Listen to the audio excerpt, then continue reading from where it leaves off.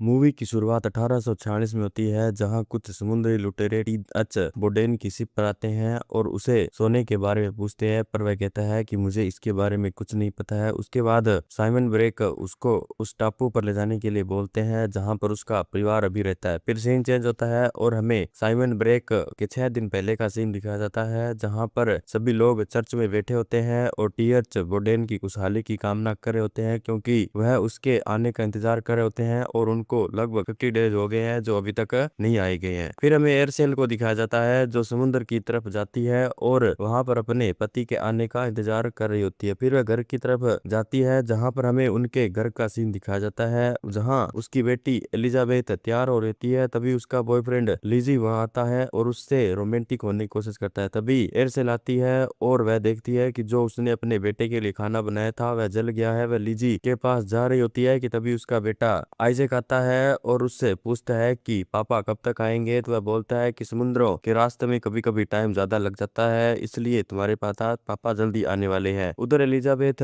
भागने का प्लान बना रही होती है और बोलती है कि कल सुबह मैं तुम्हारे पास आ जाऊंगी और हम यहाँ से भाग जाएंगे। तभी एयरसेल उसके पास जाती है और उसके कैमरे कमरे की चेकिंग करती है, पर उसको वहां पर कोई भी नहीं मिलता। तभी लिजी बोलती है कि आप मेरी रियल मोम नहीं हो, मैं आपके साथ नहीं रहना चाहती, तो आप मेरे पर्सनल इश्यू में इतना क्यों दखलंदाजी करती हो। तभी आइजैक बोलती है कि आज तुम्हारे भाई का बर्थडे है, तुम उसके बर्थडे के लिए केक तैयार कर लो, पर वह कोई भी जवाब नहीं देती। बाद में एयरसेल बाहर जाती है और अपने बेटे के लिए केक तैयार करती है। फिर शाम को जब वह केक काट रहे होते हैं तो आइजैक बोलता है कि मुझे अपने पापा के लिए प्रार्थना करनी है और वह अपने पापा के लिए प्रार्थना करता है। उधर कुछ लुटेरे जो उसी टापू की तरफ बढ़ रहे होते हैं। फिर शाम को जब आइजैक सो रहा होता है तो एयरसेल उसके पास जाती है, तो आइजैक उससे पूछता है कि पापा कब तक आएंगे। तो वह बोलती है कि तुम्हारे पापा को तो आने में टाइम लगेगा, पर उन्होंने तुम्हारे लिए एक गिफ्ट दिया है, और गिफ्ट में एक चाकू उसे मिलता है। वह बोलता है कि ये चाकू उनको कहाँ पर मिला था। तो एयरसेल कुछ पुरानी तस्वीरें याद करती है, जहाँ पर एक आदमी उसको गंदी तरह से टच कर रहा होता है। फिर वह उसको शांत करती है और चाकू को अंदर रखकर बोलती है कि अभी सो जाओ, हम कल बात करेंगे इस बारे में। इसी बीच हमें दिखाया जाता है कि लिजी को कुछ समुद्री लुटेरे उसके पास आते हैं और उसे मार देते हैं। फिर एयरसेल को दिखाया जाता है, जो अपने पति के बारे में सोच रही होती है और उसके आने का इंतजार कर रही होती है। फिर नेक्स्ट डे का सीन दिखाया जाता है, जहाँ पर एलिजाबेथ अपने भाई आइजैक के पास आती है और उसको किस करके बोलती है कि मुझे यहाँ से जाना ही होगा। फिर वहां से भाग जाती है कि तभी हमें दिखाया जाता है कि कुछ लोग एयरसेल के घर में बढ़ते हैं और उसी टाइम एयरसेल को पता लग जाता है, क्योंकि उसने वहां पर कुछ रस्सियां लगा रखी होती है और कुछ बोतलें उससे बांध रखी होती है, जिनकी आवाज से उसको पता चल जाता है। फिर वह बाहर की तरफ देखती है तो उसे पता चलता है कि कुछ आदमी उसके घर की तरफ आ रहे हैं और उसे पता चल जाता है कि यह वही लोग हैं जिसने उनके पति को किडनैप किया है। फिर वह जैसे ही उसके सामने आते हैं, वह अपने बेटे को पहले एक कबर्ड में छुपाती है और बोलती है कि यहाँ से बाहर नहीं निकलना। फिर वह लोग जब अंदर आते हैं तो वह उनसे पहले तो लड़ती है, पर पीछे से एक आदमी आता है और उसको वहीं पर बेहोश कर देता है। फिर वह आदमी उसको बोलता है कि तुम इसके मुंह को छोड़कर इसके पूरे शरीर को तोड़ दो। उधर कैप्टन कैनन टापू पर पहुंचता है और तभी वहां का चीफ उसे देखता है और उसके पास जाकर उसे बोलता है कि तुम यहाँ पर क्यों आए हो और तुम्हारे यहाँ पर आने की क्या वजह है। कैनन अपने बारे में बताता है कि मैं एक समुद्री लुटेरा हूँ और मैं यहाँ पर कोई काम के लिए आया हूँ। उधर एलिजा जब लिजी के पास पहुंचती है तो वह देखती है कि यह तो मर गया है और वह उसे मरा हुआ देखकर बहुत ज्यादा घबरा जाती है। तभी हमें दिखाया जाता है कि ब्रेडली समुद्र की तरफ देखता है तो वहां पर से उसे कुछ लुटेरे आते हुए दिखाई देते हैं। वह सभी लोगों को बोलता है कि तुम सभी चर्च में चले जाओ और वहां पर तुम सेफ रहोगे। फिर हमें ली के लोगों को दिखाया जाता है, जो समुद्र के अंदर से टापू की तरफ बढ़ रहे होते हैं। फिर कैप्टन कैनन चीफ से एयरसेल के बारे में पूछता है, पर वह बोलता है कि एक मामूली मछुआरे के लिए कोई भी लोग यहाँ पर नहीं आएंगे। तो वह पूछता है कि तुम यहाँ पर क्यों आए हो। कैनर उसे बोलता है कि तुम हमारी इस लड़ाई के बीच में नहीं आओ, नहीं तो यहीं पर मारे जाओगे। पर वह उसकी बात को नहीं सुनता और वह उनके ऊपर हमला करने की कोशिश करता है, पर कैनन इतना खतरनाक होता है कि वह टापू के आधे से ज्यादा लोगों को मार देता है और वहीं पर खत्म कर देता है। उधर एयरसेल भी उन बचे हुए गुंडों पर हमला करती है और उनको वहीं पर खत्म कर देती है। जब उसका बेटा यह सब कुछ देखता है तो वह भी घबरा जाता है, पर वह बोलती है कि मैं यह सब कुछ तुम्हारे लिए ही कर रही हूँ। वह उसको बाहर निकालती है और बोलती है कि हमें यहाँ से जल्दी से निकलना होगा। उधर कैनन चीफ से पूछता है कि जब यहाँ पर खतरा आता है तो तुम उसका सिग्नल कैसे देते हो। तो चीफ पहले तो कोई जवाब नहीं देता, पर बाद में जब वह सभी लोगों को मारने की धमकी धमकी देता है तो बोलता है कि यहाँ पर पास में एक पहाड़ी है जिसके ऊपर हम आग जलाकर हमारे सीनियर को सिग्नल देते हैं। तभी वहां पर स्काउट आता है और उनको बताता है कि मुझे सोना तो नहीं मिला पर मैंने उसकी बीवी को पकड़ रखा है। पर केनर और ली को उसके ऊपर विश्वास नहीं होता और बोलता है कि क्या तुम्हें सच में लगता है कि तुमने उसे पकड़ रखा है। उधर एयरसेल जब आइजैक को लेकर वहां से निकल रही होती है तभी उसे एलिजाबेथ के बारे में पता चलता है कि वह यहाँ से भाग गई है। वह बहुत ज्यादा उदास होती है कि तभी बेडली वहां पर आता है और उसे बोलता है कि तुम कहाँ पर जा रही हो, तुम्हारे अलावा हमें कोई भी नहीं बचा सकता। तो वह बोलती है कि तुम मुझे अभी इस पदवी पर मत रखो, मुझे अपने परिवार के अलावा अभी कुछ भी नहीं पता है। फिर वह बाहर से जाने के लिए रेडी होती है और बेडली और आइजैक को बोलती है कि तुम यहाँ से जंगल की तरफ जाओ, मैं तुम्हें वहीं पर मिलूंगी। तो आइजैक बोलता है कि तुम अभी कहाँ जा रही हो। तो वह बोलती है कि मुझे एलिजाबेथ को लेकर आना है क्योंकि मैं उसे अकेले नहीं छोड़ सकती। उधर एलिजाबेथ लोगों से बचते हुए एक पत्थर के पीछे छुपती है कि तभी एयरसेल उसके पास आती है और उसको पकड़कर गले लगा लेती है। वह बोलती है कि तुम यहाँ पर क्या कर रही हो। तो वह बोलती है कि लेजी मारा गया। तो वह उसको बोलती है कि सॉरी कोई बात नहीं और वह उसको अपने साथ चलने के लिए बोलती है। उधर ली और कॉनर एयरसेल के घर पहुंचते हैं जहां देखकर उनके हालात वह बोलते हैं कि मैं जो लगा था वही हुआ है। तो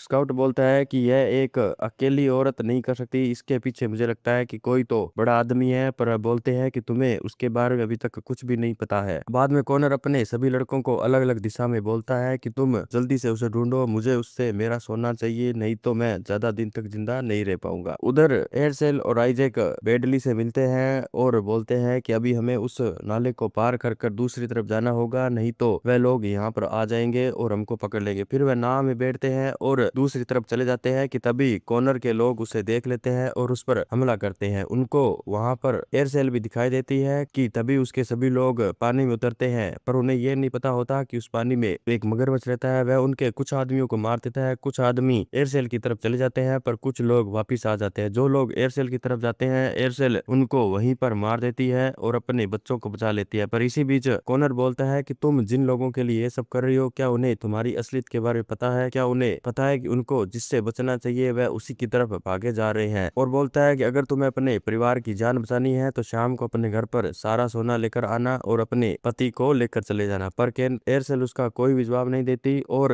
उसकी बात पर थूक कर वहां से चली जाती है। फिर एयरसेल अपने बच्चों को लेकर गुफा की तरफ जाती है और बोलती है कि मैं तुम्हें एक ऐसी सेफ जगह पर लेके जा रही हूँ जिसके बारे में किसी को नहीं पता है। फिर वह सभी गुफा में पहुंचते हैं जहां जाकर बच्चों को वह गुफा बहुत पसंद आती है क्योंकि उसके अंदर अलग अलग लाइटिंग की होती है और बहुत सारे हथियार रखे होते हैं। तभी एलिजा कॉनर के बारे में पूछती है और पूछती है कि तुम्हें इतनी अच्छी तरह से फाइटिंग कैसे आती है। तभी एलिजा बताती है कि यह एक समुद्री लुटेरा है और यह लोगों को मारता है और पुराने जमाने में यह अंग्रेजों के लिए लूटपाट करता था। उधर ली के लोग ली से पूछते हैं कि क्या यह लड़की इतनी खतरनाक है। तो ली बताता है कि हाँ, एक समय पर जब हमने 2 शिप इसकी तरफ भेजे थे तो उसने उन्हीं सब लोगों को मार दिया था और शिप के टुकड़े टुकड़े कर कर हमारी तरफ भेजे थे। फिर वह हमारे अंदर मिली और हमारे शिप को चाकू मारकर हमसे सारा सोना लेकर यहाँ से भाग गई थी। उधर एलिजा अपनी माँ से पूछती है कि तो तुम्हें इसके बारे में कैसे पता है। वह बोलती है कि हम इनके पास मजदूर थे, जब मैं 12 साल की थी तो इन्होंने मेरे माँ बाप को मारा और मुझे अपने साथ मिला लिया। मुझे अपनी एक अलग पहचान बनानी थी तो मैंने अपना नाम ब्लडी मेरी रख लिया। उधर ली के लोग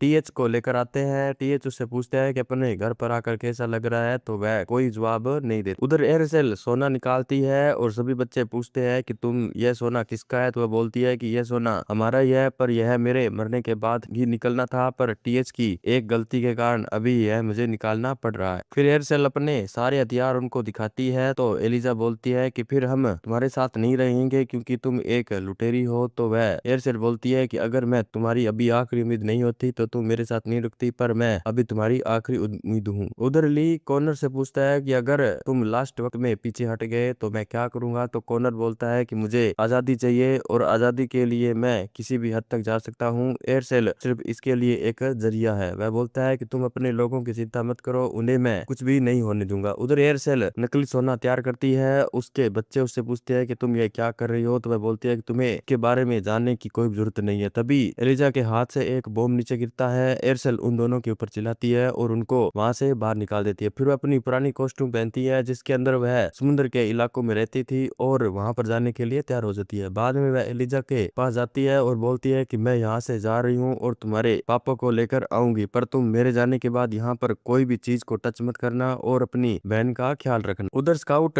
टीएच को परेशान करता है, तभी कॉनर बाहर आता है और बोलता है कि जो कुछ भी इन्होंने किया उसके लिए मैं सॉरी मांगना चाहता हूँ, क्योंकि इनके तो खून में ही ये सब कुछ करना। तभी टीएच बोलता है कि उसने तुम्हारे कितने आदमियों को मारा, तो वह बोलता है कि तुम्हें तो उसके बारे में पता है, उसके फिजिकल स्ट्रेंथ और उसके मारने के हुनर के बारे में, फिर तुम हमसे क्या पूछ रहे हो। इसी बीच बताता है कि जब मैं एक बार उन्हें लूटने के लिए गया था तो वह मेरे पास इतनी फिजिकल हो गई थी, पर फिर भी मुझे ये नहीं पता कि उसने मुझे क्यों लूटा। तो टीएच पूछता है कि तुम क्या कहना चाहते हो, तो वह बोलता है कि इससे आगे तुम अपनी पत्नी से ही पूछ लेना। उधर एलिजा अपनी माँ की कहानी पढ़ने के लिए एक बुक को खोलती है, जिसके अंदर वह देखती है कि जब वह 12 साल की थी तो इसने किस तरह अपने लोगों से लड़ी और अपने आप को मजबूत बनाया था। फिर हमें एयरसेल को दिखाया जाता है जो कुएं के रास्ते से अपने घर के पास जाती है और वहां पहुंचकर उनके लोगों को एक एक करके मारने लग जाती है। उनको मारते हुए वह धीरे धीरे टीएच के पास पहुंचती है और उस तभी टीएच उससे पूछता है कि क्या केनन ने मुझे जो कुछ भी बोला वैसा कुछ सच था। तो वह बोलती है कि मुझे जिंदा रहने के लिए जो कुछ भी वहां करना पड़ा मैंने वह सब कुछ किया, और यह सब कुछ मैंने जानबूझकर नहीं किया था। वह बोलता है कि चलो कोई बात नहीं, इससे हमारे बीच कोई भी दरार नहीं आई। उधर केनन को पता चल जाता है कि एयरसेल यहाँ पर पहुंच गई है और वह अपने लोगों को उसको ढूंढने में लगा देता है। फिर जब एयरसेल वहां से बाहर निकलती है तो वह पकड़ी जाती है, पर उसके हाथ में उन सबको मारने के लिए एक कुछ रस्सियां होती है जिनके नीचे उसने बॉम्ब लगा रखे थे। वह उनको बोलती है कि तुम यहाँ से बाहर मत निकलो, अगर तुमने मेरे पति को मेरे हवाले कर दिया तो मैं तुम्हें यहीं पर सोना दूंगी और चली जाऊंगी। फिर वह कुएं में से सोना निकालती है, पर जैसे ही केनन टीएच को आजाद करते उसके पास भेजता है, ऊपर से एक आदमी उसके ऊपर गोली चला देता है और वही जख्मी कर देता है। पर एयरसेल को यह सब कुछ अच्छा नहीं लगता, वह सभी लोगों को मारती है, पर इसी बीच केनन एयरसेल को घायल कर देता है। पर एयरसेल अपना दिमाग लगाती है और सोने को वहीं पर बॉम्ब से उठाकर कुएं में चली जाती है और ऊपर से सारे पत्थर गिरा देती है और कुएं के रास्ते से गुफा की तरफ चली जाती है। पर इसी बीच ली को उसके गुफा का रास्ता पता चल जाता है और वह अपने आदमियों को वहां पर जाने के लिए बोल देता है। फिर जैसे ही एयरसेल अपने बच्चों के पास पहुंचती है और वहां की सारी कहानी बताती है तो वह बोलते हैं कि इसमें तुम्हारी कोई भी गलती नहीं है। तो एलिजा उससे पूछती है कि क्या हमने जो तुम्हारे बारे में पढ़ा है वह सब कुछ सच है। तो एयरसेल पूछती है कि हाँ, तो तुमने मेरे बारे में पढ़ा है वह सब कुछ सच। बाद में वह उन पर हमला बंद करने का प्लान बनाती है, तो वह दोनों बोलते हैं कि हमें भी तुम्हारे साथ मिलना है, और वह उसी गुफा में चारों तरफ हथियारों को लगा देते हैं कि जब वह लोग यहाँ पर आएंगे तो हम कुछ भी नहीं करेंगे, तो वह लोग मारे जाएंगे। सारी हमले की तैयारी कराने के बाद वह आइजैक को बोलती है कि जब वह लोग यहाँ पर आए तो तुम नाव के अंदर बैठना और दूर चले जाना। तो आइजैक बोलता है कि मुझे नाव चलानी नहीं आती। तो वह बोलती है कि जब तुम बचपन में थे तो तुम चलने से पहले नाव चलाना सीखे थे और तुम्हें अपनी भूली हुई चीजों को याद करना ही होगा। उधर कॉनर और ली के आदमी उस गुफा के पास पहुंचते हैं। वह उनको मारने के लिए जब एक पर्दा उठा रहे होते हैं तो कुछ लोग वहीं पर मारे जाते हैं और धीरे धीरे करके उसके सभी लोग मार जाते हैं। इसी बीच स्काउट को एलिजा मार देती है क्योंकि उसने उसके बॉयफ्रेंड को मारा था। फिर जब सभी लोग मारे जाते हैं तो कॉनर एलिजा को बोलता है कि मुझे लगता है कि अब हम दोनों को आपस में जंग करनी चाहिए और इस लड़ाई को एक तरफा खत्म कर देना चाहिए। पर जैसे ही एयरसेल ऊपर पहुंचती है वह देखती है कि कॉनर ने संकेत वाली आग जला दी है। वह पूछती है कि तुमने यह सब कुछ क्यों किया। तो वह बोलता है कि मैं चाहता हूँ कि ईस्ट इंडिया कंपनी वाले लोग यहाँ पर आए और तुम्हारी इन चीजों के बारे में उनको पता लगे। फिर उन दोनों के बीच में लड़ाई होती है, पर एयरसेल कैसे भी करके कॉनर को मार देती है। तभी एलिजा वहां आती है और बोलती है कि तुमने यह सब कुछ हमारे लिए किया है, मैं तुम्हें इतने दिनों तक गलत समझती थी और तुम हमारे लिए इतना कुछ कर रही हो। फिर तभी एयरसेल अपना असली नाम बताती है, मरियम। यह सुनकर एलिजा को बहुत ज्यादा दुख होता है। वह बोलता है कि तुम तो मेरी बहन हो और तुम मेरे लिए ये सब कुछ कर रही हो। तभी हमें वह सोना दिखाया जाता है जो उसने आइजैक के साथ उस नाव में चढ़ाया था और वह बिल्कुल सेफ था। तभी उन्हें पता चल जाता है कि वह संकेत वहां पर पहुंच गया है क्योंकि सामने वाली कंपनी ने वहां का संकेतिक घंटा बजा दिया था। वहीं पर कहानी खत्म होती है। अगर आपको वीडियो पसंद आए तो वीडियो को लाइक करो, चैनल को सब्सक्राइब करो।